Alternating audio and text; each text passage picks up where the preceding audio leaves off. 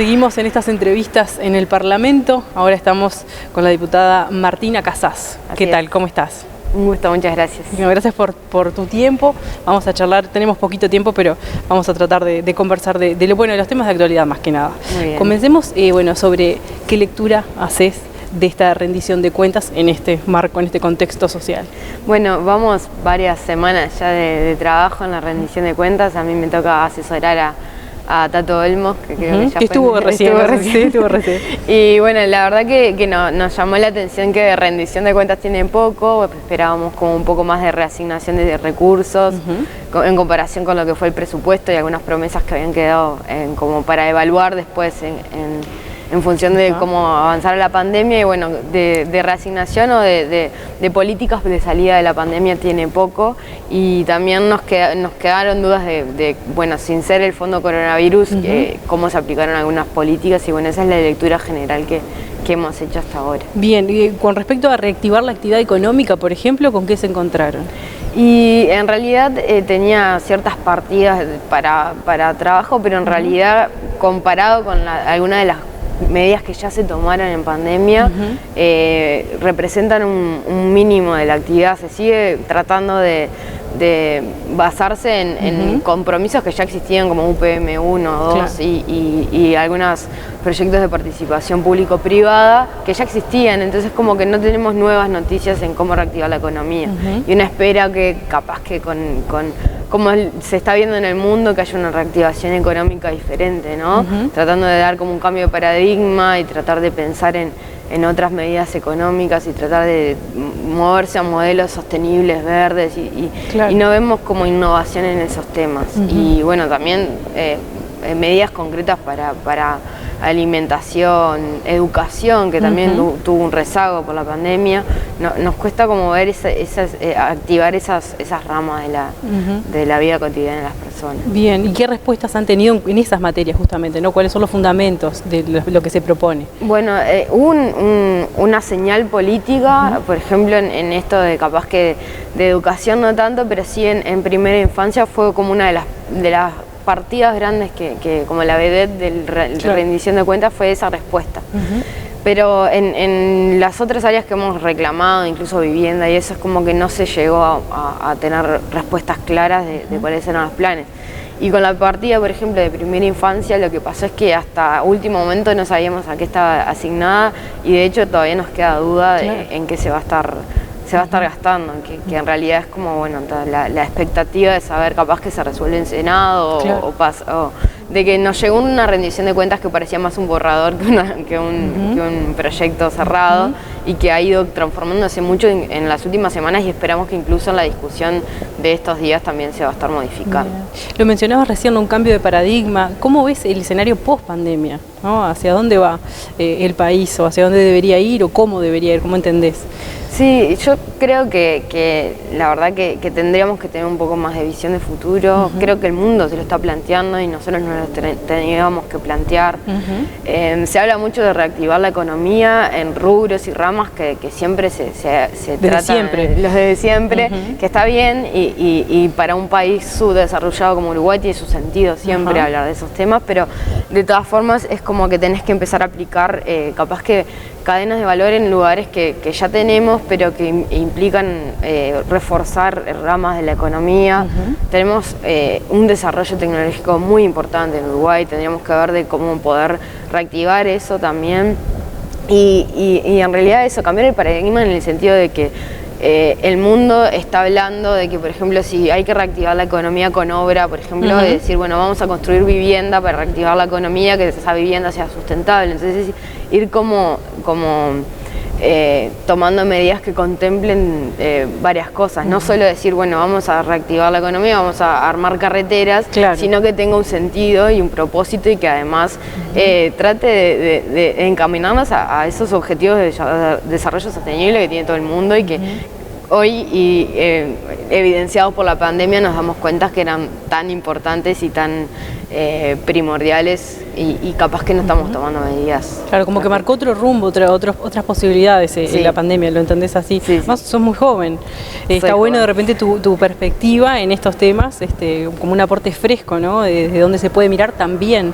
Sí, yo creo que a veces es eso, como tengo 27 años, soy muy afín a la tecnología, también me preocupan los temas ambientales por el simple hecho de que hubo generaciones que les preocupaba, claro. Y en realidad a mí me estoy dando cuenta que ya nos toca ocuparnos, porque hace unos días se publicó un informe que dice que vamos a llegar 10 años antes a los niveles de calentamiento del planeta que se habían estipulado para más adelante. Entonces es como que nos apura un poco. Entonces yo pienso que cada año que pasa, cada periodos de 5 años de gobierno, por más que mantengas o cambies de gobierno, es el momento de actuar. Exacto. Entonces a veces espero un poco más a la hora de decir, bueno, capaz que es un tema de recursos, pero a veces no es un tema de recursos y de ahorros y de ajustar cinturones, a veces es un poco de visión de futuro y proyectar para que estamos hablando de cambios que nos tienen que beneficiar de verdad 25, 30 años. Y, que depende de la vida de todos. Depende de la vida de muchos y de todos, en realidad. Y por eso es como que a veces trato de tener esa visión más hacia adelante. Claro. Y me pienso, ¿no? Cuando tenga la edad promedio del Palacio Legislativo, que son 50 y pico de años, a mí me faltan 25 años, claro. Yo tengo que hacer las modificaciones ahora, no dentro de 20 años. Ya que estás en este tema, ¿no? Y en esta materia de medio ambiente, ¿dónde hay que poner más el foco de la conciencia? O sea, o ¿dónde tenemos que prestar más atención ya? Porque urge. Y en realidad creo que Uruguay está tomando medidas que fortalecen en el tema ambiental. Yo creo que está bueno tener un Ministerio de Ambiente, se jerarquiza el tema, pero capaz que todavía le falta fortalecerlo internamente. Uruguay avanzó muchísimo en el tema de energía, que eso es primordial, porque es el uso de combustibles fósiles es uno de los problemas más grandes que tenemos. Sí, que a veces no se habla tanto de eso, ¿no? Del daño que provoca. Claro, y Uruguay tiene una matriz energética muy sustentable y eso es de avanzada. Entonces capaz que tendremos que empezar a pensar de llevar eso de lo sustentable de otra forma. Por ejemplo, la movilidad, el transporte, integrarla a la forma de transportar las cosas que tenemos, de consumir también. Bueno, Uruguay produce mucho para exportar, por ejemplo, soja o otros commodities que en realidad no se producen para alimentar. Claro. Que es una de las, también, el cambio climático va a llegar a escasez de alimentos. Entonces la soberanía alimentaria también es una cuestión que tenemos que tener en la mira. Y, por ejemplo, se aprobó no hace mucho una ley sobre agroecología que también tendría que tener sus fondos, sus rubros, sus recursos. Entonces estamos hablando de temas importantes, la energía, la forma de producir, la forma de alimentarse. Están todas muy relacionadas con el ambiente y con los avances que tenemos que ir dando para estar más tranquilos a futuro. ¿Te parece que hay algún público más fácil de hacerle entender o de explicarle esto? De repente públicos más jóvenes están más interesados, o más conmovidos por toda esta temática que de repente otros públicos, ¿o no? Sí, yo creo que hay una sensibilidad mayor. Pero yo creo que es porque siempre hablamos en términos incorrectos. Siempre se decía que es el problema del futuro, incluso ahora creo que lo dije varias veces, como que es el tema del futuro, es el problema del futuro. Siempre se habló, pero en realidad los problemas del cambio climático, por ejemplo, algo que veíamos como en las películas que aparecía como que un día iba a estar toda la tierra congelada, todo prendido fuego, en realidad se está viviendo y se está comprobando que se vive. No hace mucho los incendios en Australia, en Brasil, o sea, se está viendo, en California se ven. Y nosotros lo pensamos ajeno, pero en Uruguay capaz que nos cuesta dimensionarlo. Tenemos problemas ambientales como esos. Claro. Las inundaciones en Uruguay son producto de eso. Entonces, a veces nos cuesta dimensionar los problemas ambientales en la cotidiana, en la cerca. Pero entonces hay un público que lo empieza a entender más, que son las personas más jóvenes, pero quizás porque está este discurso de que hay que ocuparse y ya no preocuparse. Claro, no mirarlo tan a futuro, sino es ahora. Sí, es ahora. Exactamente. Bueno, y también vamos a hablar en estos minutitos que nos quedan sobre este proyecto de ley de protección de niños, niñas y adolescentes con los contenidos digitales. Contanos de eso. Bueno, sí, es un problema que surgió ahora en pandemia, un problema que quizás ya existía, pero se me ocurrió en pandemia que capaz que afectaba.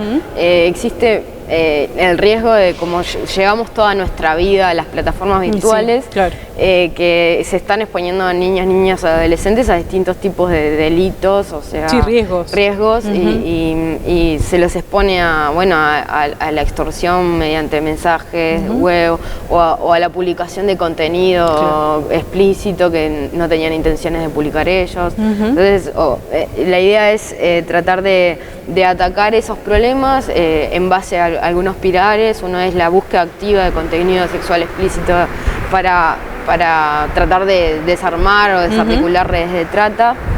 Después también crear una plataforma fuerte de educación en derechos digitales de menores. Y también de tratar de que haya una comisión que lleve adelante una política para que niños, niñas y adolescentes sean protegidos, pero también que vivan activamente sus derechos de forma positiva, ¿no? De que estamos llevando toda nuestra vida hacia las plataformas digitales, entonces hay como riesgos, pero también uno puede ejercer sus derechos en ellos. Martina, ¿y contempla la educación de los contenidos que se suben, que se comparten? Quiero decir, hay niños de repente que con el fin de compartir, ¿no? De repente se exponen más de lo que desean. Hay como cierto lugar de la educación y de explicar a lo que se expone justamente. Sí, la idea es que después van a reglamentar las leyes o no, depende de cómo terminen formándose, pero la idea es eso, de que sea algo positivo, porque muchas veces lo que pasa es que se castiga o se culpa a los menores de lo que está pasando en redes. Y muchas veces eso por falta de desinformación o porque hay una gran brecha entre lo que saben los padres y lo que le pueden informar a sus hijos y a veces no saben cuánto están haciendo en internet. Es una cuestión más de entablar relaciones de confianza y capaz que a partir de la educación primaria y secundaria, que ahí uno tiene roles, pares y puede entender mucho mejor cómo manejarse en internet. Estaría bueno como empezar a hacerlo de forma positiva y no desde el castigo, que es Sí, informarse, claro. Sí, informarse. Muy interesante este tema, lo vamos a seguir charlando. Diputada Martina Casas, muchísimas gracias por tu tiempo. Muchas gracias a ustedes.